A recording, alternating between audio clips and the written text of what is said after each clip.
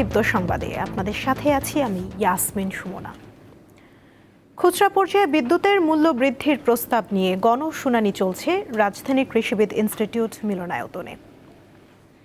Bangladesh energy regulatory commission BERC এর আয়োজন করেছে। এর আগে বুধবার পাইকারি পর্যায়ে বিদ্যুতের দাম বাড়ানো নিয়ে শুনানি হয়। সেখানে অংশগ্রহণকারীরা এর তীব্র বিরোধিতা করেন। তারা বলেন, পাইকারিতে দাম বাড়লে ভোক্তা পর্যায়েও দাম বাড়তে হবে। এটি মূল্যস্ফীতি আরও বাড়িয়ে দিতে পারে। তাই দাম বাড়ানোর বিরোধিতা করে ভোক্তা প্রতিনিধিরা বলছেন, বিদ্যুৎ খাতের অযৌক্তিক খরচ ভোক্তার উপর চাপানো যাবে না। গণশুনানিতে উপস্থিত আছেন আমাদের সহকর্মী হেদায়েতুল্লাহ সীমান্ত। কথা বলবো তার সঙ্গে। সীমান্ত, গণশুনানিতে এখন পর্যন্ত পক্ষে বিপক্ষে কি মতামত উঠে এসেছে, জানাবেন বিস্তারিত। সুমনা, গতকাল থেকে যে বিদ্যুতের দাম বৃদ্ধির জন্য যে BERC যে গণশুনানি অনুষ্ঠিত শুরু হয়েছে গতকাল থেকে, আজকে দ্বিতীয় দিন। সেখানে দ্বিতীয় দিনে আমরা দেখেছি যে 4টি সংস্থা তাদের যে মূল্য নির্ধারণের যে প্রস্তাবনা তা সেটা তুলে ধরেছেন।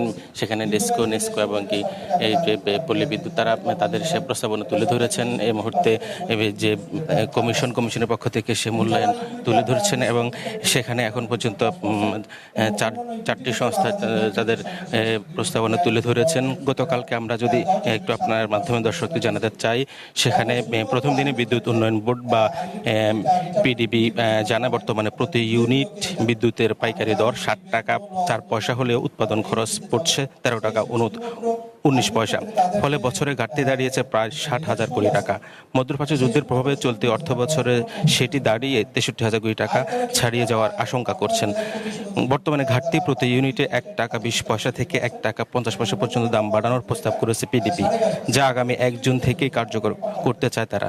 তবে ভোক্তা অধিকার সংগঠন এবং সাধারণ বিদ্যুতের যারা ভোক্তা রয়েছেন তারা তার বিরোধিতা করছেন। তারা বলছেন, এই পর্যায়ে যদি বিদ্যুৎ দাম বাড়ানো যায়, তাদের গ্রাহকরা একেবারে অনেকে তাদের কষ্ট আরও বেড়ে যাবে এবং কি যে নিত্যপণ্যের বাজারে যে মূল্য বাড়তি, সে বাড়তির কারণে এবারে যদি যেটি তারা পাইকারি পর্যায়ে দাম বাড়ানোর প্রস্তাব করেছে 21 থেকে 29% দাম বাড়ানোর প্রস্তাব করেছে PDB এবং কি খুচরা পর্যায়ে 15 থেকে 29%, যার কারণে কিন্তু এই যে এত পরিমাণে বিদ্যুতের দাম যদি বাড়ে, সেখানে ভোক্তারা আরও কষ্টে পড়বেন।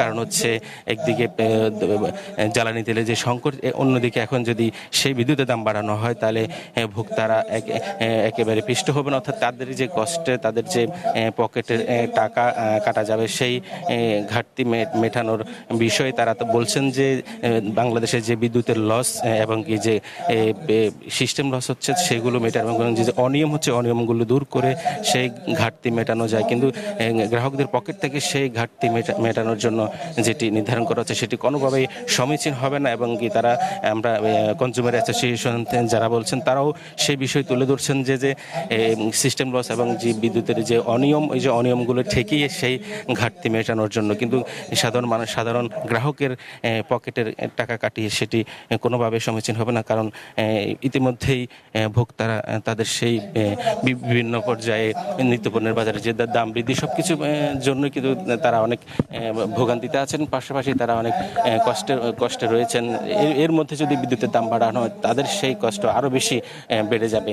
এ পর্যায়ে ভোক্তারা বলছে এবং যারা কনজিউমার অ্যাসোসিয়েশন আছেন তারা বলছেন যে কোনোভাবেই এত বেশি বিদ্যুতের দাম বাড়ানো সমীচীন হবে না।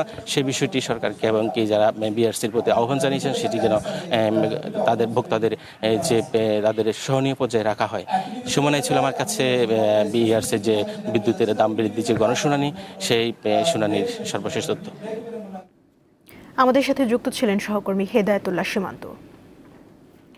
নারায়ণগঞ্জের আড়াইহাজারে ভেকু দিয়ে মাটি কাটাকে কেন্দ্র করে দ্বন্দ্বের জেরে ওসমান গনি নামে একজনকে কুপিয়ে হত্যার অভিযোগ উঠেছে। নিহত ব্যক্তি ব্রাহ্মণদী ইউনিয়ন বিএনপির সাধারণ সম্পাদক ছিলেন বলে জানা গেছে।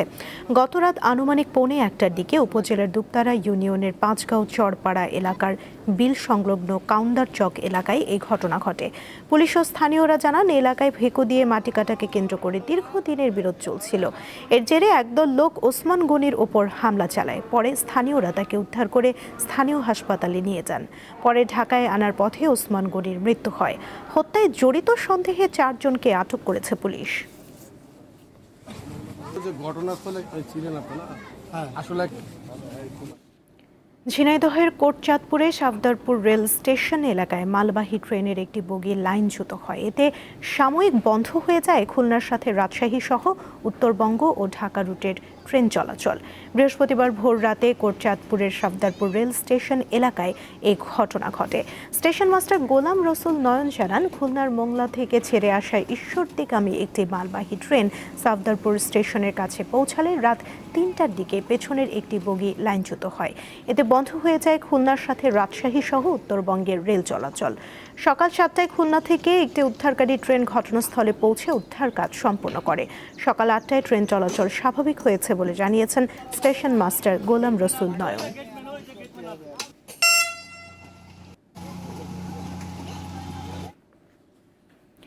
সাভারের নবীনগর চন্দ্রা মহাসড়কে উত্তরবঙ্গগামী লেনের বিভিন্ন পয়েন্টে নির্মাণ কাজ চলায় ঈদ যাত্রায় যানজটের শঙ্কা তৈরি হয়েছে। ঘরমুখো মানুষের ভোগান্তির কথা চিন্তা করে নানা পদক্ষেপ নেওয়ার কথা জানিয়েছে হাইওয়ে পুলিশ।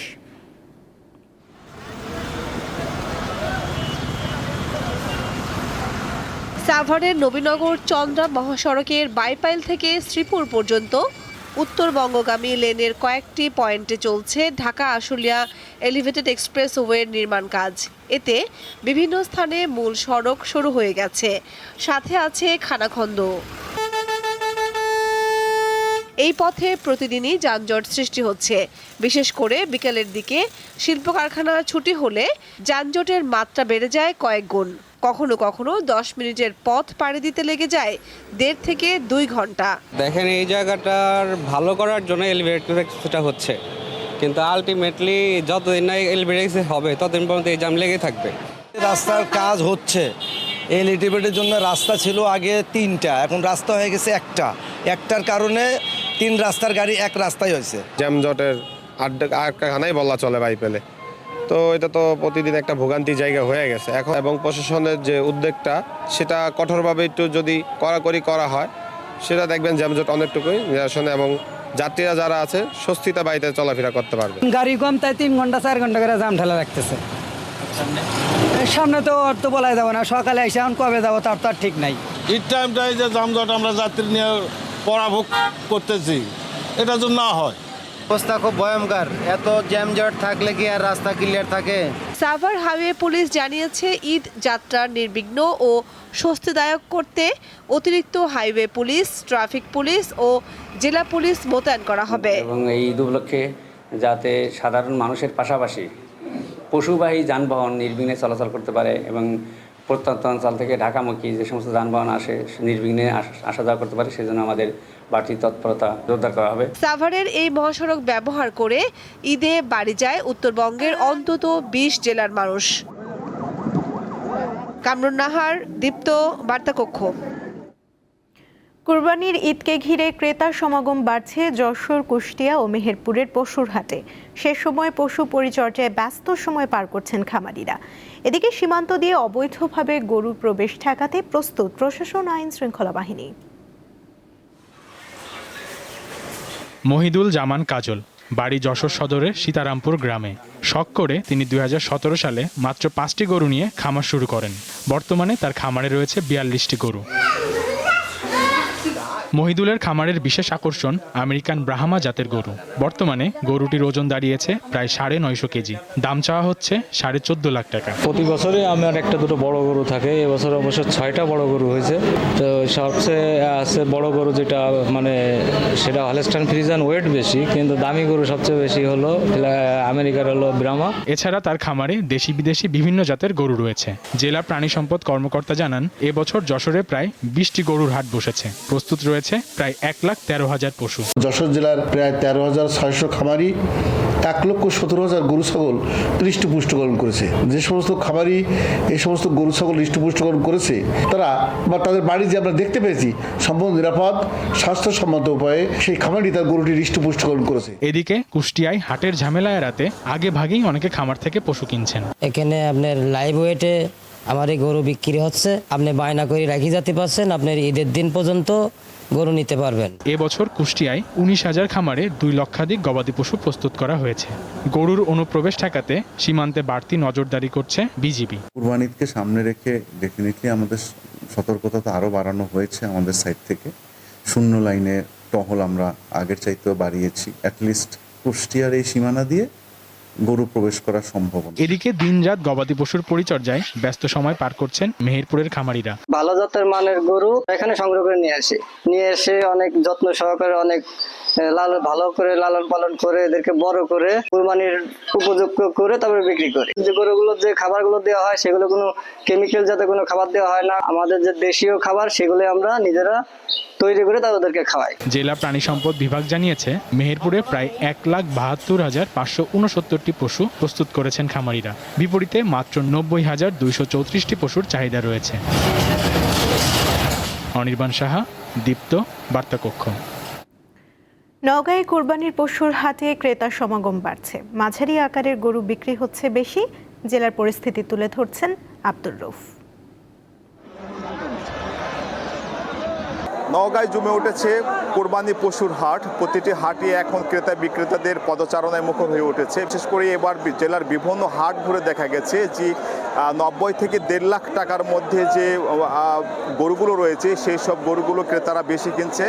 নওগাঁতে এবার 39,000 ছোট বড় খামারিরা 8 লাখ গবাদি পশু তারা মোটাতাজাকরণ করেছে আসন্ন কোরবানি ঈদকে সামনে রেখে। আর নওগাঁর যে স্থানীয় চাহিদা রয়েছে, চাহিদা পূরণের পরে প্রায় 4 লাখ গবাদি পশু দেশের বিভিন্ন স্থানে চালান করার আশা করছে জেলা প্রাণী সম্পদ দপ্তর। এছাড়া আমার সাথে কথা হয়েছে বিভিন্ন পর্যায়ের যে খামারে রয়েছে, তারা জানিয়েছে যে গরু মোটাতাজাকরণের ক্ষেত্রে যে উপকরণগুলো রয়েছে সেসব উপকরণের দাম বৃদ্ধি হওয়ার কারণে তারা হাটে এসে সেরকম কাঙ্ক্ষিত মূল্য পাচ্ছে না, যার কারণে তারা কিছুটা লোকসানের মুখে পড়বে।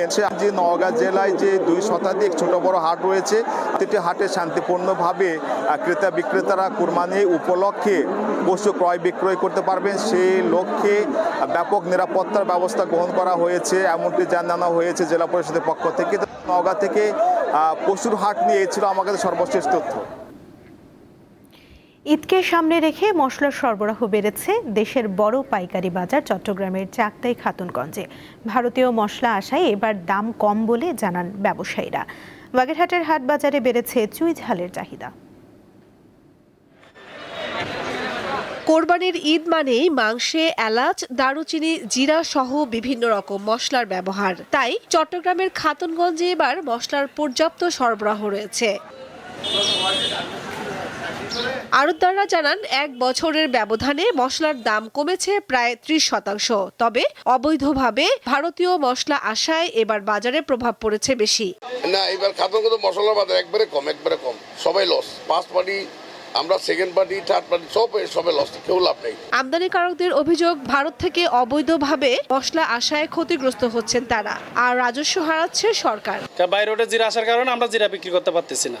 তো সরকারের কাছে অনুরোধ, যদি জিরাটা এসএস কোড কমায় দেয়, ভ্যালু কমায় দেয়, তাহলে আমরা জিরা ইনপুট করে আমরা ব্যবসায়ীরা লাভবান হব, সরকারও লাভবান হবে। অবৈধভাবে জিরাটা আসার কারণে আমরা জিরা বিক্রি করে লাভবান হচ্ছি না।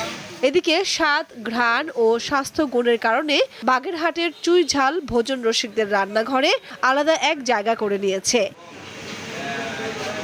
কোরবানির ঈদ সামনে রেখে জেলার বিভিন্ন বাজারে জমে উঠেছে চুই ঝালের বেচা বিক্রি। তবে চাহিদার তুলনায় সরবরাহ কিছুটা কম থাকায় এই মশলার দাম বেড়েছে। আকার ও মান ভেদে প্রতি কেজি চুই ঝাল বিক্রি হচ্ছে 800 থেকে 1400 টাকায়। কোরবানি উপলক্ষে চুই ঝালের চাহিদা আকাশচুম্বী এখন বাগেরহাটে। আর চুই ঝালের চাহিদা হচ্ছে সবচেয়ে বেশি, কারণ এখানে চুই ঝালের স্বাদ বেশি। আমাদের এখানে পাইকারি চুই ঝাল নিতে খুলনা, বাগেরহাট, সদর, পিরিজপুর, তারপর হচ্ছে গোপালগঞ্জ, নড়াইল বিভিন্ন উপজেলা থেকে আমাদের এখানে পাইকারি চুই ঝাল নিতে আসতেছে মানুষ। বাগেরহাটের চুই ঝাল কিনতে দেশের বিভিন্ন জেলা থেকে আসছেন ব্যবসায়ীরা। কামরুন নাহার, দীপ্ত, বার্তাকক্ষ। এবারে আন্তর্জাতিক প্রসঙ্গ। ওমান উপসাগরে ইরানের পতাকাবাহী একটি বাণিজ্যিক তেলের জাহাজে অভিযান চালিয়েছে যুক্তরাষ্ট্রের মেরিন বাহিনী।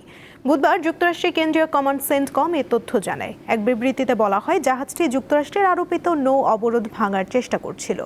পরে মার্কিন বাহিনী জাহাজে তল্লাশি চালিয়ে জাহাজের গতিপথ পরিবর্তনের নির্দেশ দেয়। এ ঘটনায় এখন পর্যন্ত ইরানের পক্ষ থেকে কোনো আনুষ্ঠানিক প্রতিক্রিয়া জানানো হয়নি।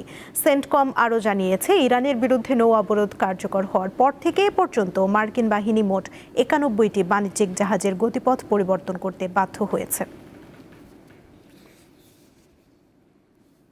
ইরানের সাথে চলমান সংঘাতে যুক্তরাষ্ট্র অন্তত 42টি সামরিক বিমান ও ড্রোন হারিয়েছে বা ক্ষতিগ্রস্ত হয়েছে বলে জানিয়েছেন মার্কিন কংগ্রেশনাল রিসার্চ সার্ভিস CRS। সংস্থাটির এক প্রতিবেদনে এ তথ্য উঠে এসেছে। বুধবার প্রকাশিত প্রতিবেদনে ক্ষয়ক্ষতির তালিকায় যুদ্ধবিমান, নজরদারি বিমান, উদ্ধারকারী হেলিকপ্টার ও ড্রোন সহ মোট 42টি অত্যাধুনিক আকাশযান ক্ষতিগ্রস্ত বা হারানোর তথ্য উল্লেখ করা হয়েছে। তবে কিছু তথ্য এখনও গোপনীয় থাকায় মার্কিন প্রতিরক্ষা দপ্তর পূর্ণাঙ্গ ক্ষয়ক্ষতির হিসাব প্রকাশ করেনি। সবচেয়ে বেশি ক্ষতিগ্রস্ত হয়েছে যুক্তরাষ্ট্রের চালকবিহীন ড্রোন বহরের।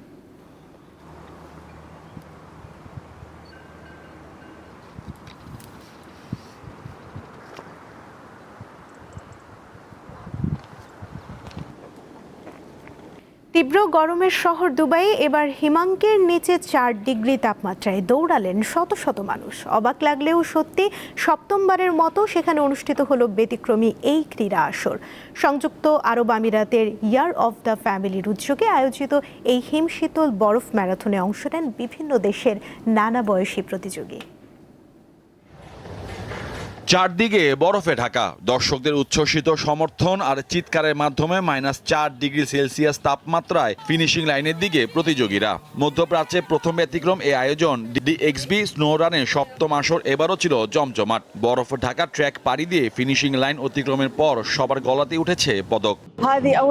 বরফের উপর এমন ম্যারাথনে এই প্রথম অংশ নিলাম। অভিজ্ঞতাটা সত্যিই দারুণ ছিল, খুব মজার এবং রোমাঞ্চকর। এই আয়োজনের ভবিষ্যৎ আসরগুলোতেও অংশ নিতে চাই। এবারের প্রতিযোগিতায় অংশ নেন 13 বছর বা তার বেশি বয়সী বিভিন্ন দেশের মানুষ। ব্যক্তিগত বা দলগতভাবে 3 ও 5 কিলোমিটার ক্যাটাগরিতে নিজেদের প্রমাণ করার সুযোগ পান তারা। তপ্ত শহরের বুকে এমন হিমশীতল আয়োজনে অংশ নিয়ে উচ্ছ্বসিত প্রতিযোগীরা। দুবাইয়ে আমরা সাধারণত তীব্র গরম, রোদ আর উত্তপ্ত রাস্তায় দৌড়াতে অভ্যস্ত, কিন্তু আজ বরফের মধ্যে দৌড়ানোর সম্পূর্ণ ভিন্ন অভিজ্ঞতা হলো। এটা ছিল অসাধারণ, অনেক চ্যালেঞ্জিং, তবে অভিজ্ঞতাটা ছিল দারুণ উপভোগ্য। 2020 সালে দুবাইয়ে যাত্রা শুরু করা স্নো রান আয়োজন বিশ্বে প্রথম। পেশাদার ও শৌখিন উভয় ধরনের ক্রীড়াবিদদের কাছেই এটি দিন দিন জনপ্রিয় হয়ে উঠছে। গত আসরেও 70টি দেশের রেকর্ড 700 প্রতিযোগী অংশ নেন। মোহাম্মদ হাসিব, দীপ্ত স্পোর্টস। এই ছিল এখনকার মতো। পরবর্তী সংবাদ দুপুর 2টায় দেখার আমন্ত্রণ রইল। এছাড়া আরও তথ্য পেতে যুক্ত থাকুন দীপ্ত ডিজিটাল প্ল্যাটফর্মের সাথে। ধন্যবাদ সবাইকে।